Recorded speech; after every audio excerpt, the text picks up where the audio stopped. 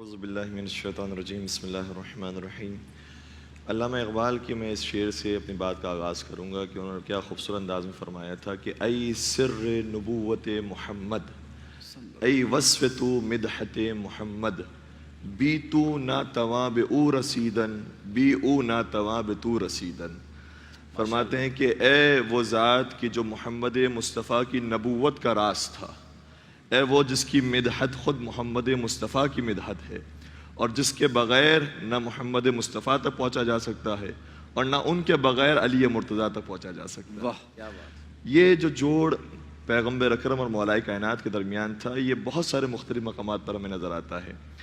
کچھ احادیث ایسی ہیں کہ جس کے اندر نبی اکرم نے کچھ چیزیں اپنے ساتھ مخصوص فرمائی تو اس کے اندر شریک قرار دیا ہے مولائے کائنات کو۔ فرماتے ہیں کہ انا وعلی من نور واحد، میں اور علی ایک ہی نور سے ہیں۔ ایک اور مقام پر شاہ فرماتے ہیں کہ انا وعلی من شجرۃ واحدہ والناس من اشجار شتیٰ، میں اور علی ایک ہی شجرے سے، ایک ہی درخت سے ہیں اور باقی انسان مختلف درختوں سے ہیں۔ ایک اور مقام پر شاہ فرماتے ہیں کہ انا وعلی حجت اللہ علی عبادہ، میں بھی اور علی بھی بندگان خدا پر اللہ کی حجت ہیں۔ یہ ساری روایتیں کتاب یناب المودہ کے اندر شیخ سلیمان قندوزی حنفی نقشبندی نے لکھی ہے۔ اور ایک اور بڑی خوبصورت حدیث سے شاہ فرماتے ہیں کہ انا وعلی ابوا ہذہ الامہ، میں بھی اور علی مرتضیٰ بھی اس امت کے باپ ہیں۔ بے شک بے شک۔ اور ایک اور مقام پر تاریخ بغداد کے اندر خطیب بغدادی نے اس روایت کو لکھا بڑے خوبصورت انداز میں، کہتے ہیں کہ ان اللہ جعل ذریۃ کل نبی فی صلبہ وذریتی فی صلب علی ابن ابی طالب۔ فرماتے ہیں کہ پروردگار نے ہر نبی کی اولاد کو ان کے صلب میں قرار دیا ہے، لیکن نبی کی اولاد کو علی ابن ابی طالب کی صلب میں قرار دیا۔ واہ واہ واہ! کیونکہ آیہ مباہلہ میں جب ارشاد یہ ہوتا ہے کہ فَقُلْ تَعَالُوا نَدْعُ أَبْنَاءَنَا وَأَبْنَاءَكُمْ، ہم اپنے بیٹوں کو لے کر آئیں گے، تو کس کے بیٹے چلے ہیں؟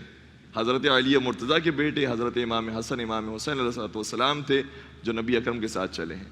تو یہ جو قربت کا انداز ہے نبی کا اور مولائے کائنات کا، وہ کسی اور میں نظر نہیں آتا۔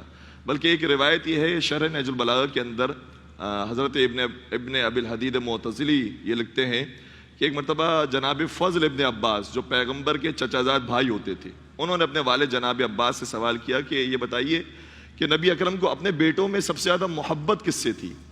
تو انہوں نے کہا کہ چونکہ بیٹے ہیں، جناب قاسم تھے، جناب عبداللہ تھے، طیب اور طاہر کہلائے جاتے تھے، جناب ابراہیم کی ولادت ہوئی، تو انہوں نے جواب دیا کہ سب سے زیادہ محبت نبی کو اپنے بیٹوں میں علی ابن ابی طالب سے تھی۔ واہ واہ! سبحان کہا کہ میں نے تو بیٹوں کا سوال کیا ہے، علی تو بیٹے ہوتے نہیں ہیں۔ کہا یاد رکھو دنیا میں جتنے باپ ہیں ان میں سب سے زیادہ شفیق باپ نبی تھے علی کے لیے، واہ! اور جتنے بیٹے ہیں ان میں سب سے زیادہ فرما بردار اور مطیع بیٹے تھے علی نبی کے لیے۔ سبحان اللہ سبحان اللہ! کیا بات!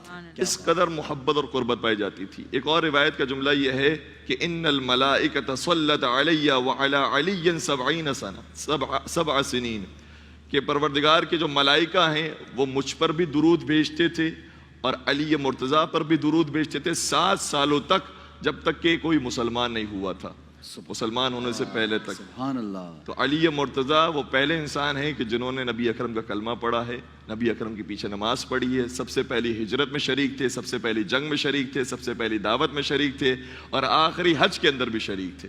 بہت خوب بہت خوب علامہ صاحب، بہت خوب، بہت خوبصورت انداز، اور یہی وہ باتیں ہیں ناظرین گرامی جن سے ہمیں سیکھنا ہے۔